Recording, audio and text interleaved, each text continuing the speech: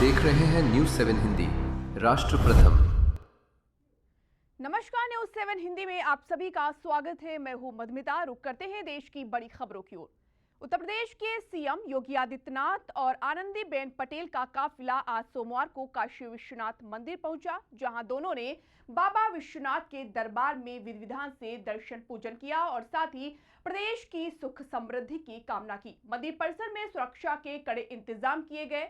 मुख्यमंत्री योगी आदित्यनाथ और राज्यपाल आनंदीबेन पटेल मंदिर में करीब 3 घंटे तक मौजूद रहे। पहली बार ऐसा होगा कि प्रदेश के मुख्यमंत्री और राज्यपाल इतने लंबे समय तक विश्वनाथ धाम में रहेंगे और इस दौरान बाबा की भोग आरती में भी शामिल होंगे। दोनों त्र्यंबकेश्वर हॉल में आयोजित श्री सोमनाथ संकल्प पूजन कार्यक्रम में शामिल होंगे। यहां बीएचयू के छात्रों द्वारा तैयार सोमनाथ की प्रतिकृति पार्थिव ज्योतिर्लिंग की स्थापना कर जलाभिषेक और पूजन किया जाएगा।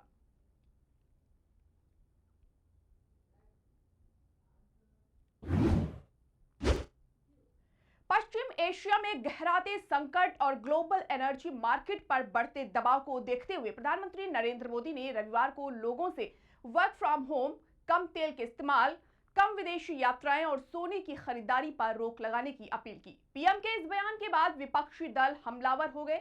इस बीच समाजवादी पार्टी के मुखिया अखिलेश यादव का बयान सामने आया। उन्होंने तंज कसते हुए कहा कि जैसे ही चुनाव खत्म हुए, पीएम को संकट याद आ गया। उन्होंने सवाल किया कि चुनाव के समय वीडियो कॉन्फ्रेंसिंग के प्रचार क्यों नहीं की। अखिलेश ने सोशल मीडिया पर एक लंबा चौड़ा पोस्ट भी किया, जिसमें उन्होंने बीजेपी पर जमकर निशाना साधा। उन्होंने ये भी कहा कि देश के लिए सबसे बड़ा संकट एक ही है और उसका नाम है बीजेपी। अखिलेश ने पोस्ट में लिखा, चुनाव खत्म होते ही संकट याद आ गया। दरअसल देश के लिए संकट सिर्फ एक है और उसका नाम है भाजपा।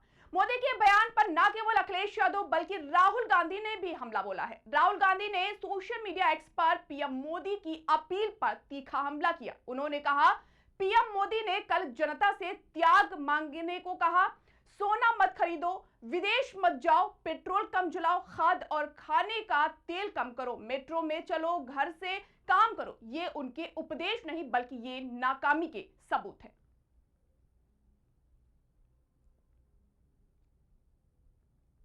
साथियों, हमें विदेशी मुद्रा बचाने के जो भी रास्ते हम लोग अपना सकते हैं, हमें बचाना होगा। साथियों, गोल्ड यानी सोने की खरीद एक और पहलू है जिसमें विदेशी मुद्रा बहुत अधिक खर्च होती है। एक जमाना था जब संकट आता था, कोई युद्ध होता था, तो लोग देश हित में सोना दान दे देते थे। आज दान की जरूरत नहीं है, लेकिन देश हित में हमको ये तय करना पड़ेगा कि साल भर तक घर में कोई भी फंक्शन हो, कोई भी कार्यक्रम हो, हम सोने के गहने नहीं खरीदेंगे, सोना नहीं खरीदेंगे। विदेशी मुद्रा बचाने के लिए हमारी देशभक्ति हमें चुनौती दे रही है और हमें इस चुनौती को स्वीकार करते हुए विदेशी मुद्रा को बचाना होगा। साथियों, हमें विदेशी मुद्रा बचाने के जो भी रास्ते हम लोग अपना सकते हैं, हमें बचाना होगा। साथियों, गोल्ड यानी सोने की खरीद पश्चिम बंगाल सरकार ने रविवार को एक प्रशासनिक आदेश जारी करते हुए 2 वरिष्ठ आईएएस अधिकारियों का तबादला किया। कार्मिक और प्रशासनिक सुधार विभाग द्वारा जारी अधिसूचना के अनुसार इन अधिकारियों को तत्काल प्रभाव से मुख्यमंत्री कार्यालय में नई जिम्मेदारी सौंपी गई है। एमएसएमई विभाग में संयुक्त सचिव के पद पर तैनात प्रमथ को अब मुख्यमंत्री कार्यालय में संयुक्त सचिव के रूप में नियुक्त किया गया है। वहीं पश्चिम मेदिनीपुर के अतिरिक्त जिला मजिस्ट्रेट के रूप में कार्यरत मित्तल को भी सीएमओ में संयुक्त सचिव की जिम्मेदारी दी गई है।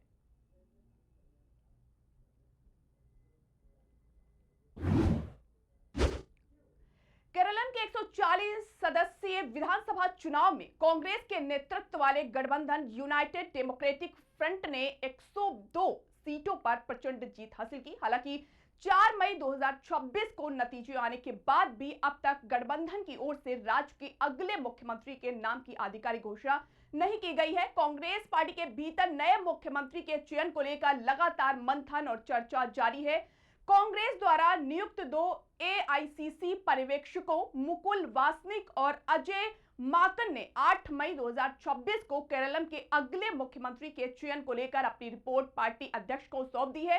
इस रिपोर्ट में कांग्रेस विधायकों की राय और संभावित मुख्यमंत्री उम्मीदवारों के पसंद को शामिल किया गया है। केरल के मुख्यमंत्री पद की दौड़ में 3 प्रमुख नेताओं के नाम आगे हैं। वीडी सतीशन, रमेश चेन्नीथला और केसी वेणुगोपाल। कांग्रेस नेतृत्व ऐसा संतुलन साधने की कोशिश में है जिससे इन तीनों नेताओं के बीच सहमत बन सके और पार्टी में किसी तरह का मतभेद न उत्पन्न हो।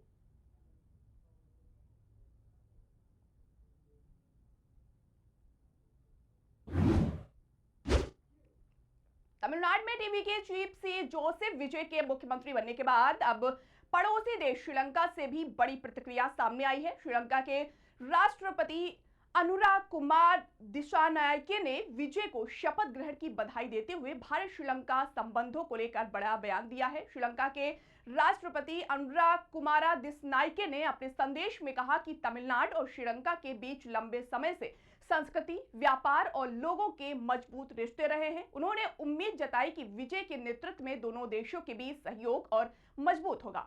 उन्होंने आगे कहा कि भारत और श्रीलंका की साझेदारी लगातार आगे बढ़ रही है और आने वाले समय में आर्थिक विकास और नए अवसरों के लिए साथ मिलकर काम किया जाएगा। श्रीलंका के राष्ट्रपति ने कहा वो तमिलनाडु सरकार के साथ मिलकर विकास, खुशहाली और क्षेत्रीय सहयोग को आगे बढ़ाने को लेकर उत्साहित है।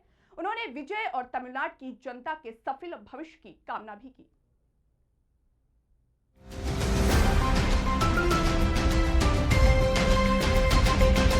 आप देख रहे हैं न्यूज़ 7 हिंदी, राष्ट्र प्रथम।